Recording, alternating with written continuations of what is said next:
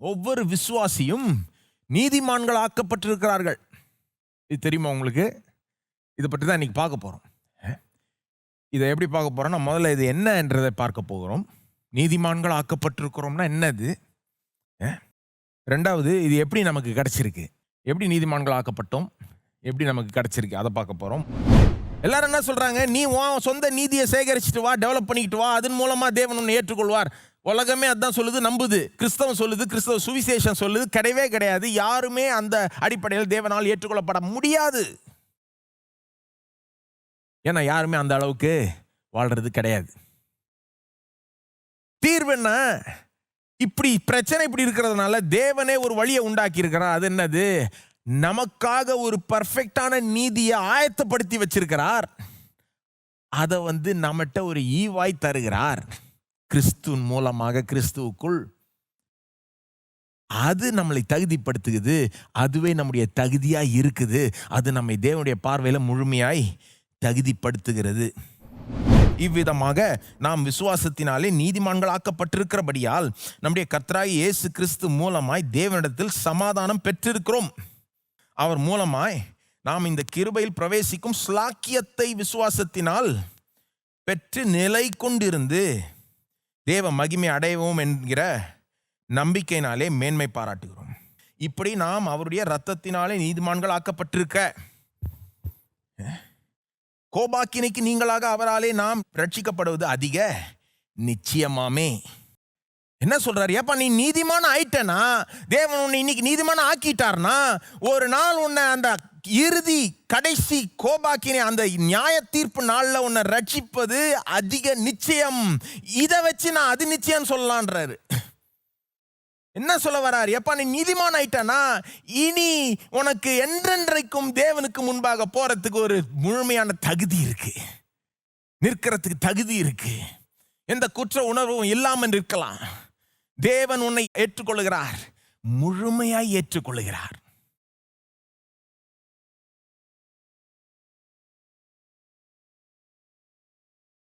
என்ன வேடிக்கைன்னா, சிலர் சொல்லலாம், இப்படி போதிச்சா பரிசுத்தமான வாழ்க்கை யார் வாழ்வா? பரிசுத்தமாக இருந்தால் தான் நீ போவேன்னு சொல்ல வேணா அப்படின்ற மாதிரி சொல்லுவாங்க. அந்த மாதிரி வசனங்களும் இருக்கு. பட் என்ன சொல்ல வரேன்னா, பவுலே பார்த்தீங்கன்னா இங்கே அவருடைய அப்ரோச் எப்படி இருக்குன்னா, நீ பரிசுத்தமாக வாழ்ந்தாதான் போவ, அப்போ தான் உனக்கு நிச்சயம் கிடைக்கும்னு சொல்ல. இன்னும் கேட்டிங்கன்னா, பரிசுத்தமாக வாழ்றத அந்த டாபிக் ஒன்றும் தொடங்கவே இல்லை. பவுல் 6ஆம் அதிகாரத்தில் தான் தொடங்குறாரு. பரிசுத்தமாக வாழ்கிற டாப்பிக்கே ரோமரில் எங்கே தொடங்குது? 6ஆம் அதிகாரம். அதெல்லாம் வரத்துக்கு முன்னாலேயே ரோமர் 5ல் வெறும் நீதிமானாக்கப்பட்டிருக்கிறன்றதை வச்சு மற்ற ஆசீர்வாதங்களை கட்டிட்டு எங்கே முடிக்கிறாரு? கடைசி வரைக்கும் நீ பத்திரமா இருக்கிறப்பா, நியாய தீர்ப்புல இருந்து நீ ரட்சிக்கப்படுவது அதிக நிச்சயம் போன்றார். பவுலே இப்படி சொல்லிடலாமான்னு நீங்க கேட்கலாம். ஏன் சொல்ல முடியாதுன்னு பவுல் சொல்லுவார். அப்படின்னா எப்படி ஒன்று வாழ்ந்துக்கலாமான்னு கேட்கலாம் நீங்க பவுல. அப்படிதான் பவுலே கேட்கிறார். 5ஆம் அதிகாரம் முடிகிற இடத்துல அந்த கேள்வியை எழுப்புகிறார். பவுல் என்ன சொல்லுகிறார்? 5ஆம் அதிகாரம் முடிகிற இடத்துல, பாவம் பெருகின இடத்துல கிருபை அதை விட பெருச்சு. அப்புறம் அவரே ஒரு கேள்வி எழுப்புறார். இப்படி நான் சொன்னதுனால பாவம் செஞ்சுக்கிட்டே இருக்கலாமான்னு நீங்க நினைக்கலாம் அப்படின்னு சொல்லி அதுக்கு பதில் கொடுக்க ஆரம்பிக்கிறார். அதுதான் 6ஆம் அதிகாரம். அந்த கேள்விக்கு பதில் கொடுக்கிறார். பாவம் செஞ்சுட்டே இருக்கிறது அப்படின்னு தப்பு, அப்படி யோசிக்கிறது தப்பு, அப்படி புரிஞ்சுக்கிறதும் தப்பு. நம்ம அதை சொல்ல வரல. நீதிமான் ஆயிட்டனா நீ பரவாயில்லாம போயிடுவ, நீ எப்படி வேணா வாழ்ந்துக்கலாம், கவலைப்படாத அப்படின்னு சொல்ல வரல. அப்படி யாரும் சொல்ல மாட்டாங்க. எப்படி வேணா வாழ்ந்துக்கலாம், பாவம் செஞ்சுக்கலாம், என்ன வேணா செஞ்சுக்கலாம், கிடையாது. யார் அப்படி சொல்லுவா? அந்த அளவுக்கு யாரும் முட்டாள்தனமா சொல்ல மாட்டாங்க. பாருங்க, பாயிண்ட் என்னன்றது புரிஞ்சுக்கணுங்க. நீதிமான்கள் ஆக்கப்பட்டிருக்கிறோம் என்ற சத்தியம் நாம எப்படி வாழுகிறோம் என்றதை சார்ந்து அல்ல. அது நீதியுள்ள வாழ்க்கைக்கு அது நடத்தி செல்லுகிறது. ஆனா அந்த நீதியுள்ள வாழ்க்கையை சார்ந்து நம்ம நீதி உள்ளவர்களாய் இல்லை, நீதிமான்களா இல்லை. தேவன் நம்மளை நீதிமான்கள் ஆக்கியிருக்கிறார். கிறிஸ்துவுக்குள் நீதிமான்கள் ஆக்கியிருக்கிறார். ரத்தத்தினாலே 9ஆம் வசனத்தில் வாசித்தோம்ல, நாம் அவருடைய ரத்தத்தினாலே நீதிமான்கள் ஆக்கப்பட்டிருக்கிற. எப்படி ரத்தத்தினாலே பாவ மன்னிப்பையும் சுத்திகரிப்பையும் பெற்றோமோ, அதே போல ரத்தத்தினாலே நீதிமான்கள் ஆக்கப்பட்டிருக்கிறோம். இப்போ நீதிமான்களாக்கப்பட்டிருக்கிறோம் என்ற சத்தியம் வந்து நாம் எப்படி நீதி உள்ளவர்களாக வாழணும் என்பதை பற்றியே கிடையாது. அதுவும் முக்கியம்தான். நீதி உள்ளவர்களாக நாம் வாழணும். அதுதான் 6ஆம் அதிகாரம் ரோமர். ரட்சிப்பில் நிறைய ஆசீர்வாதங்கள் இருக்கு பாருங்க. ஒன்று வந்து இந்த நீதிமான்கள் ஆக்கப்பட்டிருக்கிறோம், இன்னொன்று வந்து பரிசுத்தமாக்கப்பட்டிருக்கிறோம், மறு ஜென்மம் பெற்றிருக்கிறோம், புதிய சிருஷ்டியாயிருக்கிறோம், புதிய ஆவியை புதிய இருதயத்தை பெற்றிருக்கிறோம். இப்படி பல ஆசீர்வாதங்கள் இருக்கு. அதெல்லாம் பார்த்தீங்கன்னா எப்படி பாவத்தை மேற்கொண்டு வாழ வேண்டும், பாவம் செய்யாம வாழ வேண்டும், அதோட சம்பந்தப்பட்ட சத்தியங்கள். நீதிமான்கள் ஆக்கப்பட்டிருக்கிறோம்ன்றது மெயினாக அதை பற்றியே கிடையாது. இது வந்து என்னன்னா தேவனுக்கு முன்பாக நமக்கு ஒரு தகுதி, முழுமைய ஒரு பூரண தகுதி உண்டாயிருக்கிறது என்பதை குறித்த ஒரு சத்தியம். எப்படி உண்டாயிருக்கிறது? கிறிஸ்துவனுடைய நீதியின் மூலமாக, கிறிஸ்துவனுடைய மீட்பின் மூலமாக, கிறிஸ்துவனுடைய ரத்தத்தின் மூலமாக. இதையும் அதையும் போட்டு குழப்பிட்டு இருக்கக்கூடாது. எதை முதல்ல கவனிக்கணுமோ அதை முதல்ல கவனிக்கணும். ரோமர் 5 அப்புறம் தான் ரோமர் 6. நீதிமான்கள் ஆக்கப்பட்டிருக்கிறோம், அப்புறம் தான் பாவத்தை மேற்கொண்டு வாழுவது. அப்போ இதெல்லாம் ஏன் வாசித்தேன்? இப்போ ரோமர் 5 இருக்கிற இந்த வசனங்களை ஏன் வாசித்தேன்? எப்படி நாம் இந்த நீதிமான்கள் ஆக்கப்பட்டிருக்கிறோம் என்ற இந்த காரியம் நம்மை தேவனுக்கு முன்பாக முழுமையாய் தகுதிப்படுத்துது. அப்படின்னா என்ன அர்த்தங்க? தேவன் உங்களை இன்றைக்கு முழுமையாய் ஏற்றுக்கொள்கிறார். விசுவாசிகளை பார்த்து சொல்ல விரும்புகிறேன், தேவன் உங்களை முழுமையாய் ஏற்றுக்கொள்கிறார். தேவன் உங்களை வரவேற்கிறார். தேவன் உங்களை பாராட்டுகிறார். தேவன் உங்களை பார்த்து பிரியப்படுகிறார். பாவம் மன்னிப்புக்கு எவ்வளவு பெரிய வித்தியாசம் பாருங்க. பாவம் மன்னிப்பு என்ன சொல்லுது? உன் பாவம் மன்னிக்கப்பட்டது, இதுக்கு வேண்டிய தண்டனையை நீ அனுபவிக்க தேவையில்ல, நீ போகலாம், you are free to go அப்படி சொல்லுது. நீதிமான்கள் ஆக்கப்பட்டிருக்கிறீர்கள் சத்தியம் என்ன சொல்லுது? ஏதோ நீ தண்டனை அனுபவிக்க தேவையில்ல, நீ போகலான்னு சொல்லல, நீ தேவனுடைய பிரசன்னத்துக்குள்ள வரலாம், உனக்கு எல்லா தகுதியும் இருக்கு.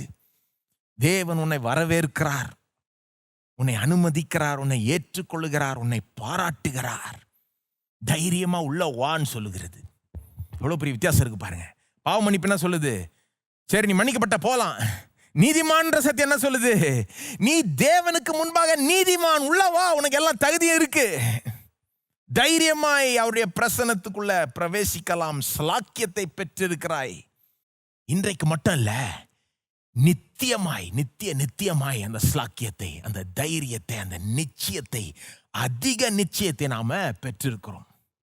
இந்த காரியம், இந்த நீதிமான்கள் ஆக்கப்பட்டிருக்கிறோம் என்ற இந்த ஒரு காரியம் பல கதவுகளை திறக்கிற ஒரு சாவி மாதிரி. ஏன்னா தேவனுக்கு முன்பாக முழுமையான ஒரு தகுதியை பெற்றுக்கொண்டோம்னா அப்புறம் என்ன வேணா நடக்கலாங்க. தைரியமா நான் போய் ஜெபிக்கலாம், தைரியமா அவர்கிட்ட கேட்கலாம், பெற்றுக்கொள்ளலாம், ஆசீர்வாதங்களை பெறலாம். அவர் வந்து என்னை பார்த்து அவருடைய முகத்தை பிரகாசிப்பிக்க பண்ணுகிறார். ஆசீர்வாதத்துக்கு தகுதி உள்ளவனா ஆக்கிடுறார். எனக்கா தகுதி இல்லை, ஆமா, ஆனா என்ன தகுதி படுத்திட்டார் அவர். வாழ்க்கை தரத்தை உயர்த்திடுங்க. நான் சொல்றேன், நீங்க இதை நம்ப ஆரம்பிங்க, இதை பாராட்ட ஆரம்பிங்க, இது எவ்வளவு பெரிய விஷயம்ன்றத புரிந்து கொள்ள ஆரம்பிங்க, தியானிக்க ஆரம்பிங்க. உங்களுடைய ஆவிக்குரிய வாழ்க்கை மட்டும் கிடையாது, வாழ்க்கையின் ஒவ்வொரு அம்சமும் இதனால தொடப்படும். அப்படிப்பட்ட வல்லமையுள்ள சத்தியம் இது. ஏன்னா தேவன்கிட்ட ஒரு ஏற்றுக்கொள்ளுதல் வந்துருச்சு. அவர் உங்களை ஏற்றுக்கொள்றார், அவர் உங்களை அரவணைக்கிறார், அவர் உங்களை பாராட்டுகிறார், வரவேற்கிறார்னா அதுக்கு மேல என்னங்க வேணும்? வாழ்க்கையில எல்லா கதவுகளும் திறக்கப்படும். ஏன்னா அது அவ்வளோ பெரிய விஷயம். ஏங்க இவ்வளோ பெரிய விஷயம் இது? இது பாவ மன்னிப்பை காட்டிலும் பெருசு. இது தேவனுக்கு முன்பாக நம்மளை முழுமையாய் தகுதிப்படுத்துது. மூணாவது, இது என்னன்னு சொல்லிட்டு வரேன். மூணாவது, கிறிஸ்துவனுடைய நீதியே நாம பெற்றிருக்கிறோம். கிறிஸ்து, இது ஏன் இவ்வளோ பெரிய விஷயம்? ஏன் இதுக்கு நமக்கு இவ்வளோ பெரிய ஸ்லாக்கியத்தை கொடுக்குது? ஏன் நமக்கு இவ்வளோ பெரிய ஒரு சலுகையை கொடுக்குதுன்னா, இந்த நீதிமானாக்கப்பட்டிருக்கிறோன்ற சத்தியம் என்ன சொல்லுது? கிறிஸ்துவனுடைய நீதியே நம்முடையது ஆயிடுச்சு, நம்முடைய ரெக்கார்ட் ஆயிடுச்சு.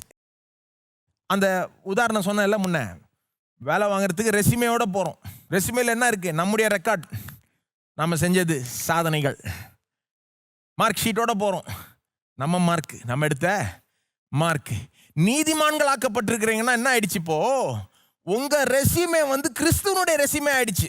அல்லது கிறிஸ்துவனுடைய ரெசியூமே உங்க ரெசியூமேவா ஆயிடுச்சு. கிறிஸ்துவனுடைய மார்க் ஷீட்டு உங்களுடைய மார்க் ஷீட்டா ஆயிடுச்சு.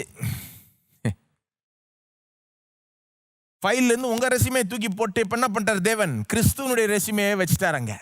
அந்த ரெசியூமே யோசித்து பாருங்க. கிறிஸ்துவனுடைய ரெசியூமே, கிறிஸ்துவனுடைய மார்க் ஷீட்டு, பயங்கரமான மார்க் ஷீட். அது எந்த ஒரு தவறும் இல்லை, பர்ஃபெக்ட். வெறும் பர்ஃபெக்ட் மட்டும் இல்லை, கிறிஸ்துவிட்ட என்ன நீதி, என்ன தைரியம், என்ன அன்பு, என்ன ஒரு ஞானம், எல்லாமே இருக்குது பாருங்க அவர்கிட்ட. என்ன ஒரு சாதனை! இதெல்லாம் உங்க அக்கௌண்ட்ல போட்டு விட்டார். அதனால தான் நான் சொன்னேன், 1 கோடியில் 1000 கோடி போட்டா கூட இந்த நீதி என்ற இந்த பொக்கிஷத்தை நம்ம மதிப்பிட முடியாது. ஏன்னா இது கிறிஸ்துவனுடைய நீதி, கிறிஸ்துவனுடைய நீதி.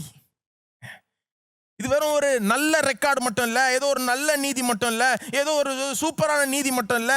இது தெய்வீக நீதி, இது ஒரு பர்ஃபெக்ட் நீதி, இது ஒரு கிறிஸ்துவுடைய நீதி, கிறிஸ்துவுடைய ரெஸ்யூமே, கிறிஸ்துவுடைய மார்க் ஷீட், கிறிஸ்துவுடைய பர்ஃபார்மன்ஸ் ரெக்கார்ட், கிறிஸ்துவுடைய நீதி. அவர் செய்த ஒவ்வொரு நீதியின் கிரியை, நல்ல கிரியை உங்க ரெக்கார்டில் எண்ணப்பட்டிருக்கிறது தேவனால். நீங்க சொல்லலாம், இல்லைங்க நான் செய்யலைங்க, தேவன் நீங்க செஞ்ச மாதிரி எடுத்துக்கிறார். அதன் அடிப்படையில் உங்களை ஏற்றுக்கொள்கிறார், அதன் அடிப்படையில் உங்களை வரவேற்கிறார், அதன் அடிப்படையில் உங்களை பாராட்டுகிறார். இதுதாங்க இந்த சத்தியம் சொல்லுது. நம்ப முடியுதா? யோசித்து பாருங்க, எவ்வளோ நல்ல கிரியைகளை செய்தார் கிறிஸ்து. எல்லாமே உங்க அக்கௌண்ட்ல வந்துருச்சு. இப்போ நீங்க செஞ்ச கெட்ட கிரியையெல்லாம் போயிடுச்சு. இன்றைக்கு தேவன் உங்களை பார்க்கும்போது எப்படி பார்க்கிறாரு? கிறிஸ்துவுடைய நீதியினால் நீங்க தரிக்கப்பட்டிருக்கிறீர்கள். ரோமர் 5:19. தேவன் உங்களை பார்க்கும்போது கிறிஸ்துவனுடைய நீதியின் மூலமாக தான் பார்க்கிறார். உங்களுடைய நீதியை பார்ப்பதில்லை, கிறிஸ்துவனுடைய நீதியை பார்க்கிறார். ரோமர் 5:19.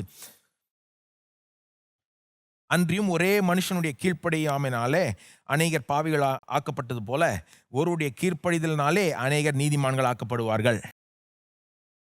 ஒருவருடைய கீழ்ப்படிதலினாலே அநேகர் நீதிமான்கள் ஆக்கப்படுவார்கள். நீங்க கீழ்ப்படிஞ்சதுனால நீங்க நீதிமான் ஆக்கப்படவில்லை, அது ஆக்கப்படவும் முடியாது. ஒருவருடைய கீழ்ப்படிதலினாலே அநேகர் நீதிமான்கள் ஆக்கப்படுவார்கள். கிறிஸ்து, அந்த ஒருவர் யார்? கிறிஸ்து. அவருடைய கீழ்ப்படிதலினாலே அநேகர், எல்லா விசுவாசிகளும் நீதிமான்கள் ஆக்கப்படுவார்கள். 1 கொரிந்தியர் 1:31.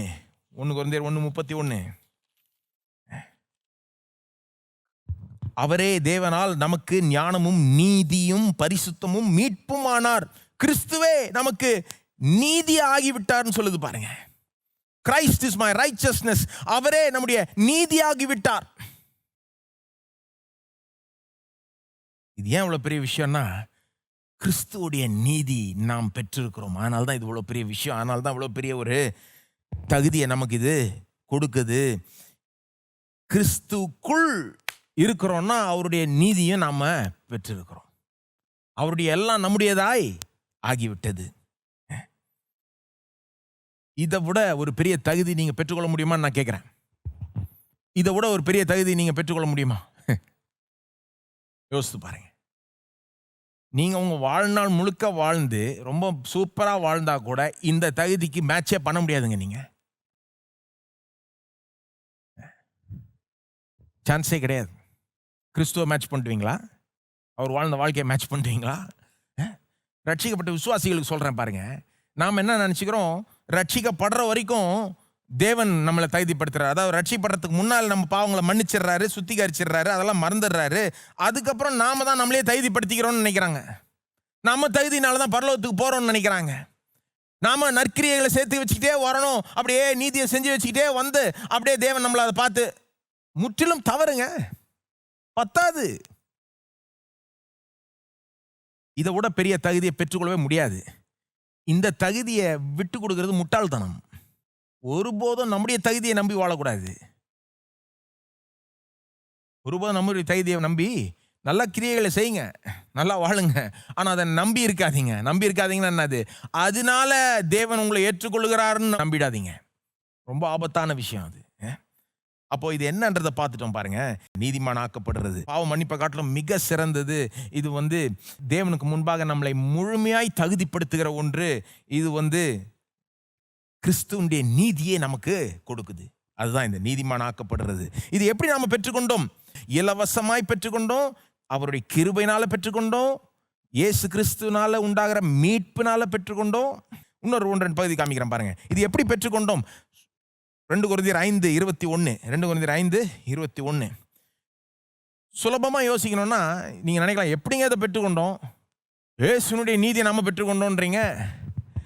எப்படின்னா சிம்பிள், எக்ஸ்சேஞ்ச். ஒரு மாபெரும் எக்ஸ்சேஞ்ச். எக்ஸ்சேஞ்ச்னா உங்கள்கிட்ட இருந்தது எல்லாத்தையும் கிறிஸ்து எடுத்துக்கொண்டார், கிறிஸ்துவிட்ட இருந்த எல்லாத்தையும் நீங்க எடுத்துக்கொண்டீங்க. உங்கள்கிட்ட இருக்கிறது எல்லாமே கிறிஸ்துவிட்ட போயிடுச்சு, கிறிஸ்துவிட்ட இருந்தது உங்கள்கிட்ட வந்துருச்சு. ஒரு எக்ஸ்சேஞ்ச் சிலுவையின் மூலமாக, உங்க ரட்சிப்பின் மூலமாக ஒரு எக்ஸ்சேஞ்சே நடந்துருச்சு. எக்ஸ்சேஞ்ச் ஆஃபர்லாம் சொல்றாங்கல்ல, பழைய ஃபோனை கொண்டு வாங்க, நாங்கள் உங்களுக்கு அதை பார்த்து அதனுடைய வேல்யூவை பார்த்து புது ஃபோனில் விலையை கழித்து அப்புறம் உங்களுக்கு புது ஃபோன் கொடுக்குறோன்றாங்க. தேவன் இந்த ரட்சிப்பில் ஒரு எக்ஸ்சேஞ்ச் ஆஃபர் தான் கொடுக்குறாரு. உங்ககிட்ட இருக்கிற இந்த அழுக்கு கந்தை துணியெல்லாம் கொண்டு வா, அந்த பாவத்தெல்லாம் கொண்டு வா, இந்த தகுதி அற்ற ஒரு நிலையை கொண்டு வா, நீ இருக்கிற வண்ணமாகவே வா, நீ எதையும் மாற்றித்தால் அப்படியே வா, இயேசு ஒண்டே வா, அவர் மேலே உன் நம்பிக்கையை வை. வைக்கும் போது என்ன ஆகுது? இந்த பாவம் போயிடுதுன்னு மட்டும் இல்ல, எக்ஸ்சேஞ்ச், அவருடைய நீதி உன் மேல வந்துருது. 2 கொரிந்தியர் 5:21. நாம் அவருக்குள் தேவனுடைய நீதியாகும்படிக்கு பாவம் அறியாத அவரை நமக்காக பாவமாக்கினார். எக்ஸ்சேஞ்ச், பாவம் அறியாத அவரை நமக்காக பாவமாக்கினார். அதை எல்லாருமே நம்புவாங்க விசுவாசிகள், கிறிஸ்துவர்கள். பாவமாக்கப்பட்டாரா இயேசு சிலுவையில்? பாவி ஆகல, பாவமாக்கப்பட்டார். அவர் பாவம் செய்யல, ஆனா நம்முடைய பாவத்தை சுமந்ததுனால எப்படி வேதம் சொல்லுது? தேவன் நமக்காக இயேசுவை பாவம் ஆக்கினார், பாவத்தின் ஒட்டுமொத்த உருவமாக்கினார். பாவத்துக்கு ஒரு முகம் இருந்ததுன்னா நீங்க அது சிலுவையில் தொங்கின இயேசுவை பார்க்கலாம். பாவம் ஆக்கினார். He became the personification of sin. பாவம் அறியாத அவரை நமக்காக பாவம் ஆக்கினார். அதை நம்புறீங்களா நீங்க? இயேசு எந்த பாவமும் செய்யல, ஆனா பாவமாக்கப்பட்டார் சிலுவையில் தேவனால். ஏன் இந்த வசனம் சொல்லுது? நாம் அவருக்குள் தேவனுடைய நீதி ஆகும்படிக்கு. ஏன் பாவம் ஆக்கப்பட்டார்? இந்த வசனம் எப்படி சொல்லல, நம்முடைய பாவங்கள்லாம் மன்னிக்கப்படும்படி அப்படின்னு சொல்லிட்டு முடிக்கல பாருங்க. நாம் அவருக்குள் தேவனுடைய நீதி ஆகும்படிக்கு. அவர் பாவமாக்கப்பட்டதன் காரணமே என்னது? நாம் அவருக்குள் தேவனுடைய நீதியாகும்படிக்கு. அவர் எப்படி பாவமாக்கப்பட்டாரோ அதே போல நாம நீதி ஆக்கப்பட்டோம். எப்படி பாவமே அறியாதவர் பாவமாக்கப்பட முடியுமோ, நீதியே செய்யாத நாம், பாவத்திலேயே இருந்த நாம் தேவ நீதியாய் ஆக்கப்பட முடியும். எப்படிங்க? இது தேவனுடைய செயல். அதான சொல்லுது அந்த வசனம். நாம் அவருக்குள் தேவனுடைய நீதி ஆகும்படிக்கு பாவம் அறியாத அவரை நமக்காக பாவமாக்கினார். தேவன் தான் செய்யற ஒரு காரியம் இது. It's a great exchange. தேவ நீதியாய் ஆகும்படிக்கு, தேவ நீதியாய் கிறிஸ்து ஏன் சிலுவையில் மரித்தார்? வெறும் நீங்க பாவம் மன்னிக்கப்படுறது மட்டும் இல்ல, நீங்க தேவ நீதியாய் ஆகும்படிக்கு, உங்களுக்கு எல்லா தகுதியும் உண்டாகிறதுக்கு, உங்களுக்கு தேவனுடைய பார்வையில் முழுமையான ஒரு நீதி, ஒரு தகுதி உண்டாகும்படிக்கு, அதன் மூலமாக நீங்க தேவனால் ஏற்றுக்கொள்ளப்படணும், வரவேற்கப்படணும், பாராட்டப்படணும், ஆசீர்வதிக்கப்படணும், உங்களுக்கு எல்லா கதவுகளும் திறக்கப்படணும். எப்படி நடந்ததுன்னா எக்ஸ்சேஞ்சு. சிம்பிளா இன்னொரு விளக்கம், எப்படி நடந்தது, எப்படிங்க இது நடந்தது, எப்படிங்க நாம் நீதிமான்கள் ஆக்கப்பட்டோம்? ரோமர் 5:19. ஒன்று எக்ஸ்சேஞ்சு, நம்மகிட்ட இருந்து ஏசிட்டு போயிடுச்சு, ஏசிட்டு இருந்து நம்ம வந்துருச்சு. ரோமர் 5:19 என்ன சொல்லுது? கிறிஸ்துவுக்குள் நாம் இருக்கிறதுனால, அதனாலேயே நமக்கு இந்த நீதிமான்கள் ஆக்கப்பட்டிருக்கிறோம். கிறிஸ்துவுக்குள். ரோமர் 5:19. அன்றியும் ஒரே மனுஷனுடைய கீழ்ப்படியாமையினாலே அநேகர் பாவிகள் ஆக்கப்பட்டது போல ஒருவருடைய கீழ்ப்படிதலினாலே அநேகர் நீதிமான்கள் ஆக்கப்படுவார்கள். அதாவது இங்க பார்த்தீங்கன்னா, ஆதாமுக்குள் நாம இருந்தப்போ, ஆதாம் ஒரே மனுஷனுடைய கீழ்ப்படியாமையினாலே நாம் பாவிகளாக்கப்பட்டது போல,